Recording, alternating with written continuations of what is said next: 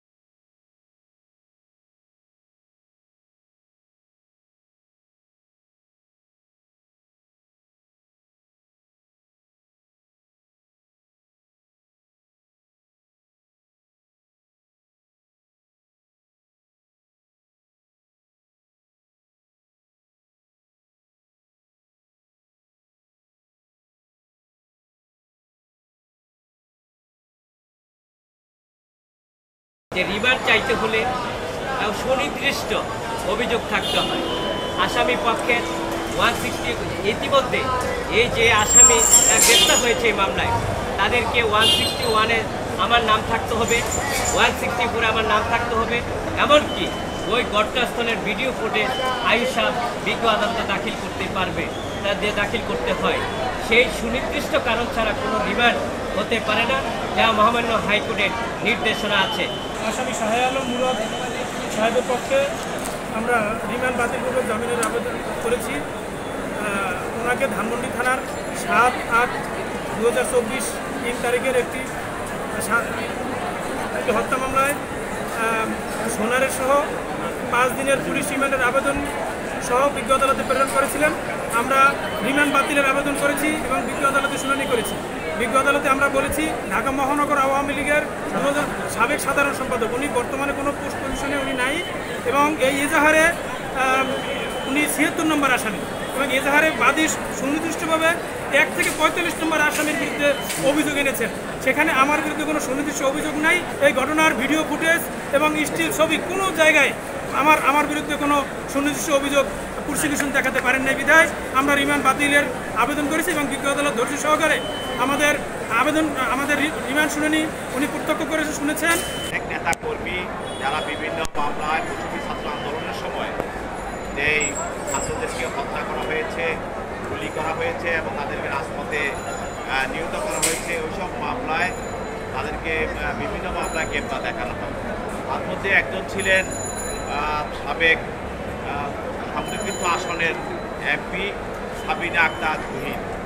তাকে শেরবাংলা নামের একটি থানা মামলায় তাকে বিজ্ঞ আদালতে গ্রেপ্তার দেখানোর জন্য প্রার্থনা করা হয় এবং গ্রেপ্তার দেখানো হয় এবং তার বিরুদ্ধে রিমান্ড প্রার্থনা করা হয়। আপনারা জানেন যে শেরবাংলা নগর এলাকায় গত 4/4/25 তারিখে সরকারের বিরুদ্ধে তারা সরকার বিরোধী স্লোগান দেয় এবং নাশকতামূলক কর্মকাণ্ড করার চেষ্টা করে এবং সরকারকে উৎখাত করার জন্য বিভিন্ন ধরনের স্লোগান দিয়ে রাজপথ তারা মিছিল করে এবং এই ঘটনার পূর্বে পরিকল্পনায় এবং বিভিন্ন কীভাবে করা হবে সে বিষয়ে এই সাবিনা আক্তার তুহিন জড়িত ছিল।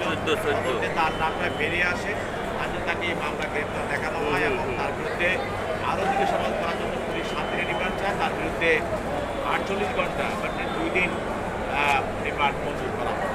সাবিনা আক্তারকে গ্রেপ্তার করা হয়েছিল গত 23/6/25 তারিখ, সেখানে সন্নিবেশ করা হয়েছে।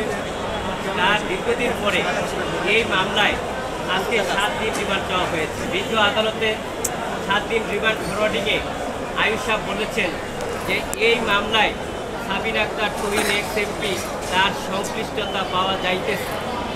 এই হচ্ছে আমাদের আয়ুষাবের বক্তব্য। আপনারা জানেন যে রিমান্ড চাইতে হলে সুনির্দিষ্ট অভিযোগ থাকতে হয়। আসামি পক্ষের 160 ইতিমধ্যে এই যে আসামি গ্রেপ্তার হয়েছে এই মামলায় তাদেরকে 161-এ আমার নাম থাকতে হবে, 164-এ আমার নাম থাকতে হবে, এমনকি ওই ঘটনাস্থলের ভিডিও ফুটেজ আয়ুষা বিজ্ঞ আদালতে দাখিল করতে পারবে, তাদের দাখিল করতে হয়। সেই সুনির্দিষ্ট কারণ ছাড়া কোনো রিমান্ড হতে পারে না, যা মহামান্য হাইকোর্টের নির্দেশনা আছে। এই সুনির্দিষ্ট 3টি কারণে একটি কারণও আয়ুষা বিজ্ঞ আদালতে দাখিল করতে পারেন নাই। কোনো আসামি আমার পক্ষে আমার বিরুদ্ধে 161-এ বলে নাই আমার নাম, 164-এ বলে নাই, এমনকি ভিডিও ফুটেজও আমার কোনো তথ্যগত প্রসিকিউশন দেখাতে সক্ষম হতে পারে নাই। তাহলে কি শুধু উদ্দেশ্য প্রণোদিতভাবে আমাকে এই মামলায় সম্পৃক্ত করা হয়েছে? আমি বাংলাদেশ আওয়ামী লীগের যুব মহিলা লীগের কেন্দ্রীয় নেত্রী এবং আমি পার্লামেন্ট সদস্য সাবিনা আক্তার তুহিন। সেই পার্লামেন্ট সদস্য হিসেবে উনি দেশের জন্য, জাতির জন্য উনি পার্লামেন্টে বক্তৃতা করেছেন এবং দেশের জন্য, জাতির জন্য বক্তৃতা করেছেন এবং উন্নয়নের ডেভেলপমেন্টের জন্য উনি মামলা করেছেন। আজকে দেখেন যে এই মামলাগুলিতে শুধু ওনার এজাহারও নাম নেই, শুধু সাসপেক্টেড হিসাবে আমাকে হয়রানি করার জন্য এই মামলায় সম্পৃক্ত করা হয়েছে। আপনারা জানেন বাংলাদেশের সংবিধানের 27 অনুচ্ছেদে স্পষ্ট বলা আছে যে বাংলাদেশের প্রতিটা নাগরিকের সমান অধিকার এবং বৈষম্যের সৃষ্টি হবে না।